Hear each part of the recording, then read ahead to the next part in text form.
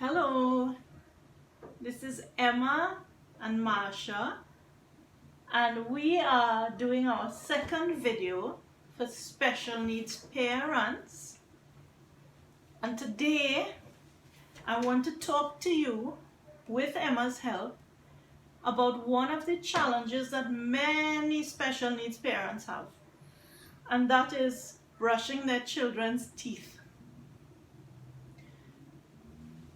When Emma was born in 2012, we started for the first 8 months without problems, brushing teeth and seeing about her mouth and her mouth health. But when she became brain injured and bedridden, she spent Christmas of 2012 in a hospital bed, in various stages of being comatose. And what happened is that she was poked and prodded by so many different people, doing tests, giving injections, checking on her, and caring for her. But none of them really told her, Emma, we are going to put things in your mouth. We are going to inject you. We are going to put a tube down your mouth. We are going to put something or fingers or something else inside of your mouth. And Emma learned that to be touched, especially to be touched in her mouth, was something that would be painful, be uncomfortable, be undesirable. And so when it came time to clean Emma's teeth and tongue and the other parts of her mouth, she would clamp her jaw shut. She would cry. She would become so stressed just at an indication that we were going to have something to do with her mouth, that she would begin to scream until she vomited. In the beginning, her screams, we couldn't hear it, but we could see her. We could see tears, and we could see her mouth open as if she was screaming. And she would keep screaming until she vomited. And we really didn't know the way to deal with that.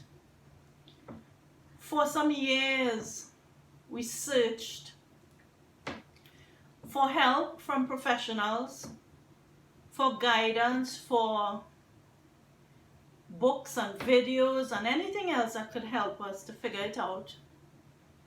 But in the end, we had to find our way with Em. And one day, some sort of inspiration hit.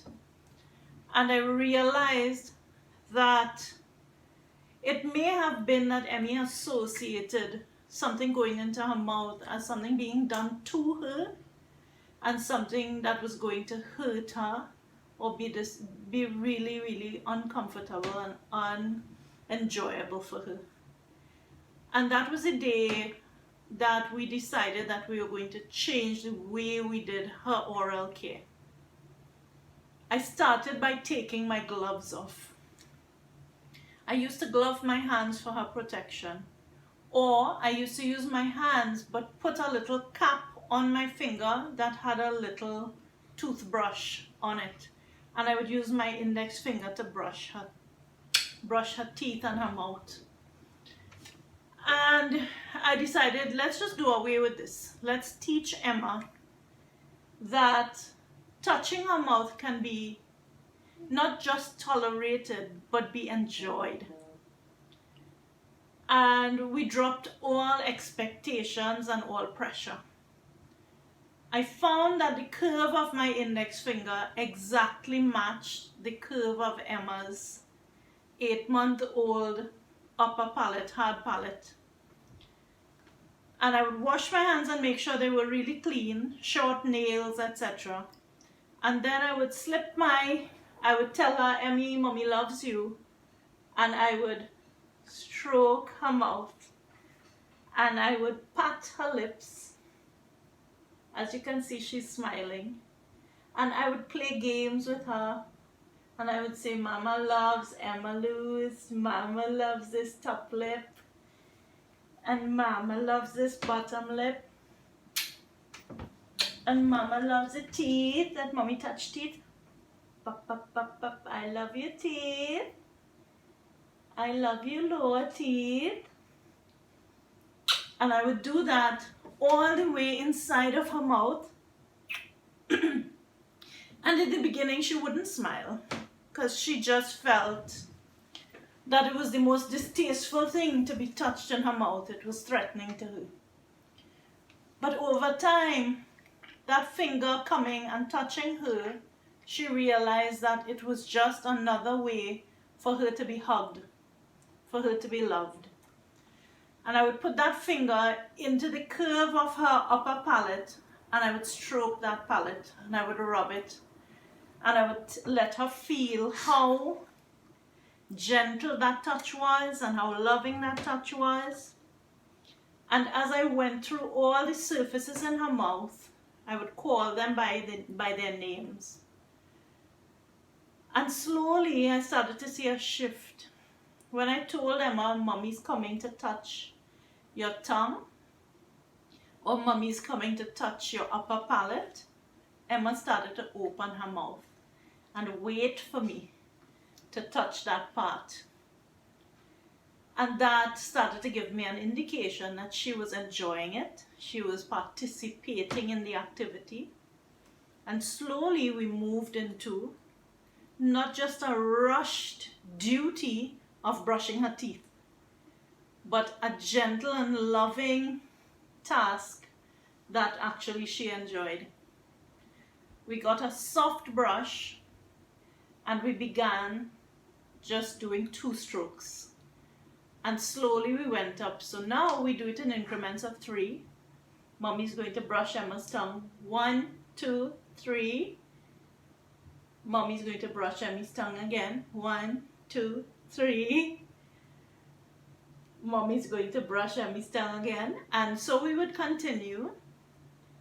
Okay, brushing teeth now, and so on and so on. So usually the routine is we stroke those lips, and then we stroke the upper palate and the lower palate, the cheeks, the left cheek, then the right cheek, the gums, upper and lower, the teeth, upper and lower, and then we do her tongue.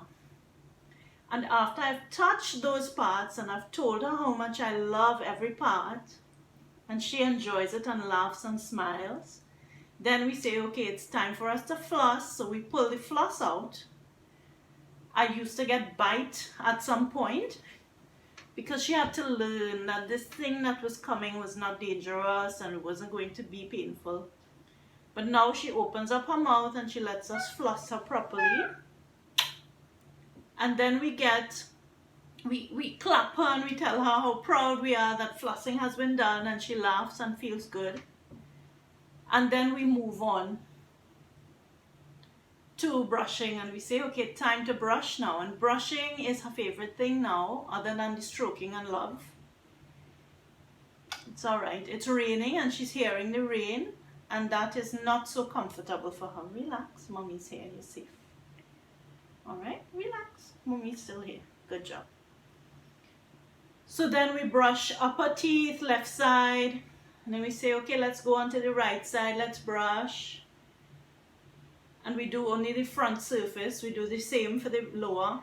And then we move to the inside and we brush left side, right side of the top, left side, right side of the bottom. And then we do the chewing surfaces, left side, right side. Relax, Mommy's still here. And then we do her cheeks and her gums and her tongue. And we do the tongue in stages, just 3 strokes at a time, because she has a gag reflex that makes her feel to throw up. So we do it a little at a time. And then we take a rag and a wet rag, and we wipe her tongue and wipe the surfaces, because she's going to swallow all of that foamy toothbrush material, and she doesn't know how to spit out. So we have to clean it up for her to prevent her from swallowing it. So that has been slow progress at some points, and there were some years where it was very frustrating and very taxing, But we are at a point where Emmy's getting better and better at tolerating and actually enjoying the care of her mouth with us. And she's now our partner. The toothbrushing was the first indication we had that our brain injured girl could understand our words. Because as I named the parts of her mouth and told her I was coming to care for those parts, she would open up and she would make those parts accessible. So that told us that she was receiving language. Even if she couldn't say words, she could understand them and respond. So Emmy has come a long way, and I hope that this video helps you to make a difference to your child if your child is having a hard time with toothbrushing, with enjoying it, with enjoying touch of any surfaces in their mouth.